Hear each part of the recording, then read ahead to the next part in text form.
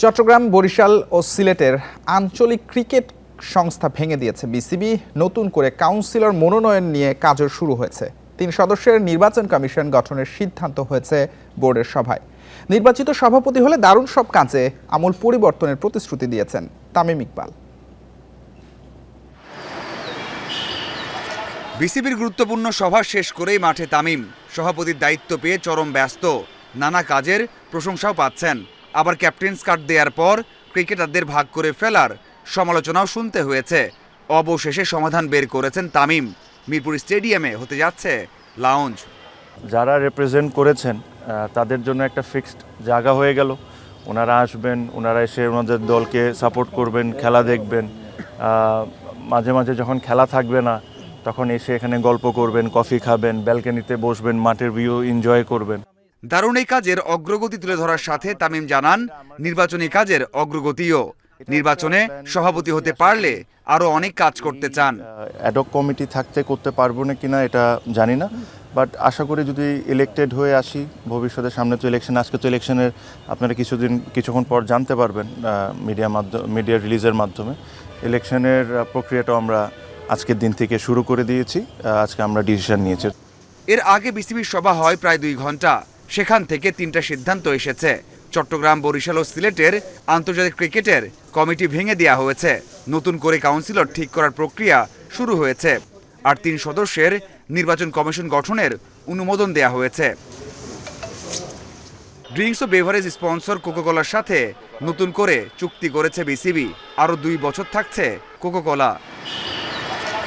Mazharul Islam, independent news. Dhaka premier লিগের প্রথম রাউন্ডে ডিফেন্ডিং চ্যাম্পিয়ন আবাহনীকে 5 উইকেটে হারিয়ে ঢাকা লেপার্ডসের চমক। সিটি ক্লাবকে 5 উইকেটে হারিয়েছে মোহামেডান, জিতেছে legends of Rupganj, prime bank, Gazi group ও বসুন্ধরা স্ট্রাইকার্স। বসুন্ধরা স্পোর্টস কমপ্লেক্সে বৃষ্টি বাধার ম্যাচে 30 ওভারে 181 রান তোলে আবাহনী। সাব্বির রহমানের 55 রান সর্বোচ্চ, অঙ্কন আর মেহরবের 30-এর ঘরে স্কোর। জবাবে ওপেনার জাকির হাসানের 74 রান এগিয়ে নেয় লেপার্ডসকে। জাওয়াদ ও সৈকতের অবদান 20-এর ঘরে, সাথে মিঠুনের 37 রানে 29 ওভার 1 বলে লক্ষ্যে পৌঁছায় লেপার্ডস।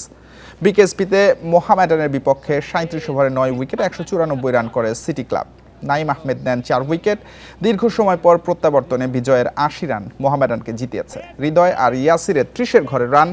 অন্যদিকে পিকেএসপিতে গুলশান ক্লাবকে 26 রানে হারিয়েছে বসুন্ধরা স্ট্রাইকার্স। 96 রান করে ম্যাচ সেরা হয়েছেন সাইফ হাসান।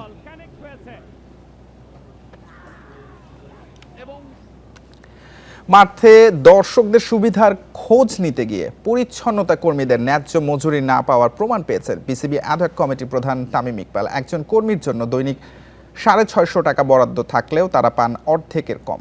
এই দুর্নীতি নিয়ে ক্ষুব্ধ তামিম, কঠোর হচ্ছে বিসিবি। বাংলাদেশ নিউজিল্যান্ড সিরিজ থেকে ক্রিকেটের সঙ্গে দর্শক সম্পৃক্ততা বাড়ানোর উদ্যোগ নেয় বিসিবি। দর্শকদের মধ্য থেকে প্রতিনিধি বাছাই করে স্টেডিয়ামে খেলা উপভোগ আরও প্রাণবন্ত করতে তাদের সঙ্গে মতবিনিময়ের পদক্ষেপ নেন তামিম ইকবাল। দর্শকদের স্বস্তির কথা মাথায় রেখে গ্যালারি পরিদর্শনে গিয়ে পরিচ্ছন্নতা কর্মীদের প্রাপ্য মজুরি বঞ্চিত হওয়ার বিষয়টি সম্পর্কে জানতে পারেন। অনেক বাধা ডিঙিয়ে মাঠে গড়ালো ঢাকা প্রিমিয়ার লিগ ক্রিকেট। উদ্বোধনী দিনে বসুন্ধরা স্পোর্টস কমপ্লেক্সে বিভিন্ন দুর্নীতি বন্ধ করার বিষয়ে কথা বলেন তামিম ইকবাল। একটা বড় কারাপশন যখন হয়, এটা নিয়ে আপনি সময় পাবেন, কথা বলতে পারবেন, তদন্ত কমিটি করতে পারবেন, অনেক কিছু নিয়ে ইভেনচুয়ালি ধরতে পারবেন। বাট এই যে মহিলাগুলো যে যারা ধরেন 7,000, 8,000, 10,000 টাকা যারা বেতন পান, যাদের এই টাকায় পুরো পরিবার চলে, তাদের থেকে যদি 500 টাকাও কেউ নেয়, it is a massive crime. আর এই জিনিসটা আমি থাকতে কোনো বিন্দুমাত্রাও ছাড় নেই। পুরো বিষয় নিয়ে কঠিন সিদ্ধান্তের কথা জানিয়েছেন তামিম। প্রমাণসহ ফিনান্সে বিল জমা না দিলে কন্ট্রাক্ট বাতিল হবে সংশ্লিষ্ট প্রতিষ্ঠানের। যে কমিটমেন্ট আপনি এই মহিলাগুলোকে করেছেন, ওগুলো আমার সামনে আপনি ডেকে সবার সামনে দিবেন। তারপর থেকে যদি আপনারা চান তাহলে আমি কন্ট্রাক্টটা অনার করতে পারি, নাহলে ভাই আমি আপনাকে কন্ট্রাক্ট তো ক্যান্সেল করবই করব, আপনাকে ব্ল্যাকলিস্ট করে দিব যে ভবিষ্যতে কোনোদিন আপনি বিসিবিতে কাজ না করতে পারেন। স্বল্প আয়ের মানুষের পারিশ্রমিক নিয়ে অন্যায্য প্রক্রিয়া ও দুর্নীতির বিষয়ে কোনো ছাড় দেওয়া হবে না বলে হুঁশিয়ারি দেন অ্যাডহক কমিটি প্রধান। অন্যায়ের বিরুদ্ধে শুধু কথা নয়, কাজ করতে চান Tamim. Farida Baktiara, independent news. Test series সামনে রেখে মিরপুরে অনুশীলন করেছে পাকিস্তান দল। কোচের দায়িত্বে নতুন শুরু সরফরাজ আহমেদের। শান মাসুদের নেতৃত্বে প্রথম বহরে ঢাকায় আসা ক্রিকেটাররা ওয়ার্ম আপ দিয়ে প্রস্তুতি শুরু করেন। এরপর সূচি মেনে চলে স্কিল ট্রেনিং।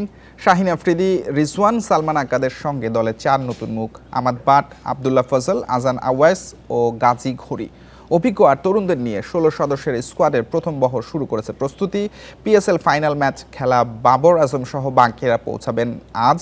মিরপুরে প্রথম টেস্ট শুরু 8 মে, দ্বিতীয় আর শেষ টেস্ট হবে 16 মে সিলেট আন্তর্জাতিক স্টেডিয়ামে। এই সিরিজ আইসিসি টেস্ট চ্যাম্পিয়নশিপের অংশ।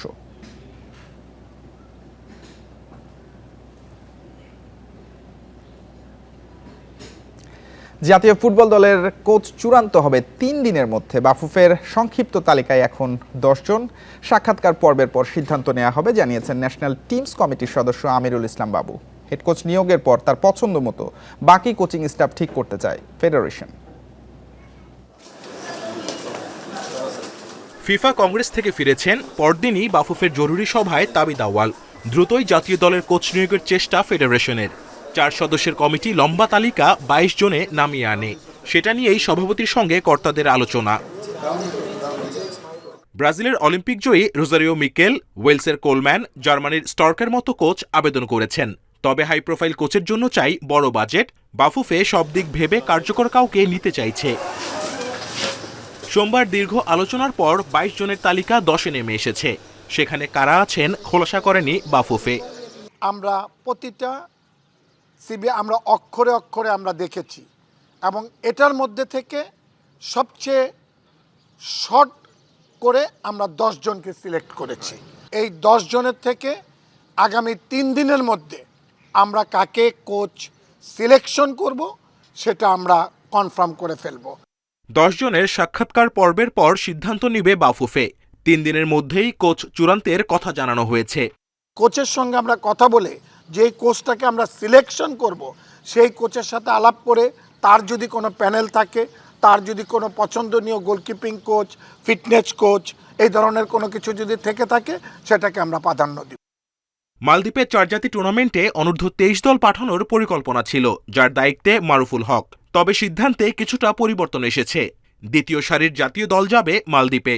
অনূর্ধ্ব 23কে প্রায়োরিটি না দিয়ে, যেহেতু আমাদের we have enough players, so আমরা 2টো টিম করব। সো ন্যাশনাল টিমকে 2টো টিমে ভাগ করে আপনি একটা টিম সান মারিনোতে যাবে আর একটা মালদ্বীপে খেলবে, যেহেতু মালদ্বীপ বারবার পুশ করছিল মেইন টিম পাঠানোর জন্য। 5 জুন সান মারিনোর বিপক্ষে ম্যাচ খেলবে জাতীয় দল। নতুন কোচ নিয়েই মিশনে পাঠাতে চায় Bafufe. Kamrul Hasnat, independent news, Dhaka. Federation কাপের প্লে অফ শুরু কাল। প্রথম কোয়ালিফায়ারে ব্রাদার্সের মুখোমুখি হবে বসুন্ধরা। কিংস অ্যারেনায় ম্যাচ শুরু দুপুর 2:45-3টায়। গ্রুপ চ্যাম্পিয়ন হয়ে শেষ 4-এ উঠেছে বসুন্ধরা কিংস। দুর্দান্ত ছন্দে ব্রাজিলিয়ান ফরওয়ার্ড ডোরিয়েলটন গোমেজ আসরে এখন পর্যন্ত করেছেন 7 গোল। প্রতিপক্ষ ব্রাদার্স এই গ্রুপের সেরা হয়ে শেষ 4-এ উঠলেও বর্তমান পারফরমেন্স ভালো নয়। বিএফএল-এ ভুগছে রেলিগেশন শঙ্কায়। কিংসের বিপক্ষে সবশেষ 13 ম্যাচে জিততে পারেনি গোপীবাগের দলটি। এদিকে কুমিল্লায় এলিমিনেশন ম্যাচে রহমতগঞ্জের বিপক্ষে নামবে মোহামেডান। এই ম্যাচের জয়ী দল খেলবে দ্বিতীয় কোয়ালিফায়ারে।